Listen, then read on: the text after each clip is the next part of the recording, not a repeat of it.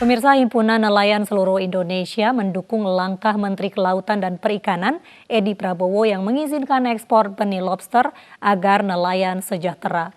Namun mereka meminta nelayan dan budidaya lokal diperhatikan lebih baik lagi. Menurut Ketua Himpunan Nelayan Seluruh Indonesia, Yusuf Solihin, yang hari ini ke DPR Republik Indonesia, dibukanya ekspor benih lobster membuka peluang baru bagi nelayan. Karena sebelumnya saat benih lobster dilarang ekspor, nelayan kesulitan memanfaatkan hasil tangkapan. HNSI meminta kepada Kementerian KKP untuk mengkaji beberapa potensi lobster di Indonesia dan seberapa banyak budidaya di Indonesia. Ia juga meminta pemerintah bijaksana menangani masalah ekspor lobster dengan mendorong budidaya lokal. Dengan kebijakan baru ini, kita membuat pilihan-pilihan kepada Menteri Kelautan. Resmi secara tertulis, DPP HNSI mengirim surat kepada Menteri.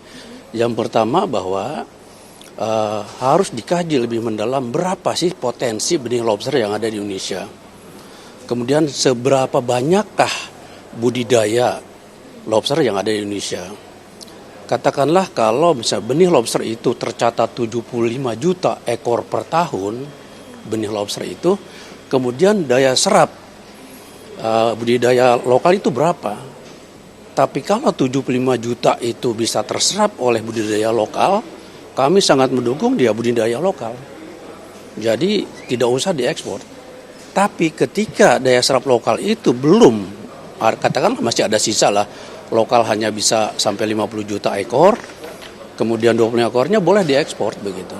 Kenapa? Karena nelayan-nelayan kita ini itu butuh juga hidup. Terkait polemik ekspor lobster, kami hadirkan cuplikan dialog dengan Sekjen Serikat Nelayan Indonesia Budi Laksana dan juga Penasehat Menteri KKP Bidang Sosial Ekonomi Nimi Zulbainarni dalam program iNews sore tadi. Yang itu kan memang kehidupannya tergantung di pesisir, di pantai, dan di laut. Ya kan? Jangankan benih lobster, benih ikan kalaupun ketangkap saja dengan alat tangkap yang merusak, tentu kita tidak diuntungkan. Ya, itu yang pertama. Yang kedua, siapa yang diuntungkan dari ekspor benih lobster ini? Jenis ikan apapun itu, sampai saat ini juga nelayan tidak diuntungkan. Mau naik, mau turun, mana tahu. Oke, mengapa demikian Pak Budi? Berapa? Karena memang dari kasus yang tadi disampaikan oleh Ibu Jubair, bahwa yang diuntungkan dari persoalan benih lobster itu adalah memang perusahaan eksportir, daripada para nelayannya itu sendiri. Sebenarnya itu. Baik. Ya. Saya langsung bertanya ke Ibu Nimi. Ibu Nimi, yang menurut Pak Budi yang diuntungkan hanya perusahaan, bukan nelayan kecil gitu.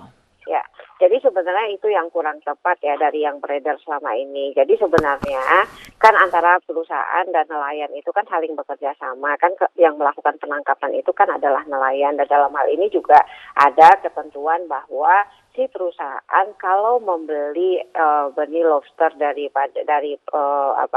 nelayan itu harus harganya minimal 5.000. Dan sini sudah jelas Pak Edi pun tegas mengatakan bahwa kalau nelayan menerima harga yang lebih rendah dari itu, laporkan dan nanti kita akan tindak. Jadi perusahaan itu kita akan cabut Pak Budi, izinnya seperti itu. Pak Budi, jadi bagi Anda penutupan atau pembukaan keran ekspor benih lobster ini tidak ada pengaruhnya bagi nelayan kecil? Oh jelas dong, begini Mbak. Yang pertama itu kan kita ya, kami ini baru pulang dari Cidaun Cianjur Mbak. Kami juga baru nyari lobster. Sebenarnya harga lobster itu ya, yang tadi bening itu hanya dihargai 2.000. Nah, kita diuntungkan kalau kita dapat lobster yang agak besar, yang jenis mutiara yang disampaikan itu hingga 70.000 ya. Kami ngebayangin kalau ini kemudian ekspor lobster ini dibuka lalu kemudian berbondong-bondong para nelayan cari lobster itu, benih lobster itu, pasti nelayan itu tidak akan dapat lobster yang lebih gede harganya, lebih tinggi harganya, tapi sudah diambil oleh para perusahaan-perusahaan tadi melalui nelayan atau karyawan perusahaannya. Saya kira itu. Jadi tidak ada sebenarnya nelayan itu tahu harga itu berapa. Lalu kalau memang harga itu yang tadi Ibu Nirma sampaikan 5.000 dan kenyataannya misalnya dari 1.500 sampai 2.000, lalu mekanisme penyelesaiannya bagaimana itu? Ya kan? Kita tahu lah jenis ikan yang diambil oleh nelayan itu. Mana tahu nelayan sampai sekarang itu harga misalnya rajungan berapa, udang berapa, kan kadang tahu sampai saat ini. Yang tahu itu kan hanya eksportir, hanya pengepulnya. Tiba-tiba ini tidak ada permintaan, harga turun. Nelayan mana tahu informasi yang transparan, yang terbuka oleh perusahaan. Saya kira itu titik poinnya, saya kira, Mbak. Bu Nimi, komentar Anda. Ya, justru sekarang kita beritahu. Jadi bahwa berdasarkan permen ini keluar, jadi ada justisnya. Jadi kalau tadi saya sampaikan lagi, Pak Edi itu jelas kok, Pak Menteri itu jelas menyampaikan, jika nelayan menerima harga di bawah itu, laporkan dan kemudian kami akan cabut izin daripada si perusahaan itu. Jadi sebenarnya ini kan belum terjadi ya, baru izin saja yang diurus kan gitu, tapi sudah kontroversial bahwa seolah-olah ini hanya perusahaan tertentu dan sebagainya, padahal semuanya kan saat ini sedang dalam proses gitu. Jadi kembali lagi justru kita ingin melindungi nelayan dan kita juga ingin, tadi disampaikan Pak Rudi, bahwa kok nelayan kita nggak pernah sejahtera, kita nggak pernah menentukan harga dan sebagainya. Nah itulah yang sebenarnya diatur dan fungsi pengawasan juga perlu dilibatkan. Baik, Ibu Nimi.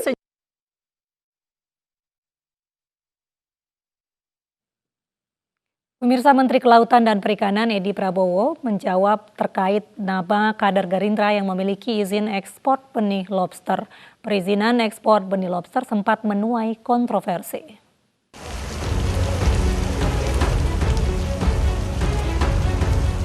Menteri Kelautan dan Perikanan Edi Prabowo angkat bicara terkait dengan polemik adanya kader Partai Gerindra yang memiliki izin untuk ekspor benih lobster.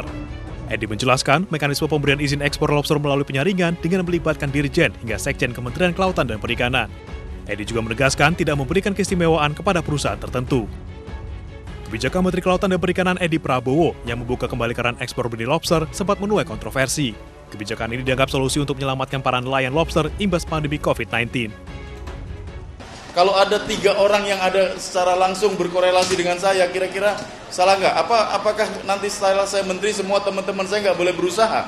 Saya pikirkan yang penting bukan itu, yang penting fair trade-nya, perjanjian kesamaannya, bahwa saya tidak memperlakukan secara istimewa kepada semua orang, termasuk sahabat-sahabat saya.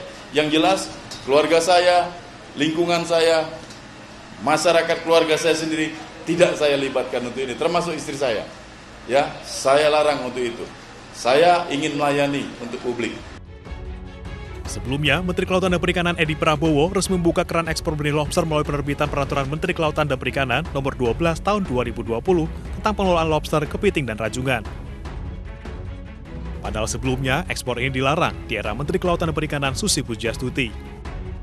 Ada 8 persyaratan yang harus dipenuhi oleh pengekspor, diantaranya mendapatkan rekomendasi dari Menteri KKP dan Dirjen Budidaya. Namun kebijakan ekspor benih lobster ini sempat menuai kontroversi karena dikhawatirkan akan menghancurkan ekosistem perkembangbiakan lobster. Tim Liputan iNews melaporkan.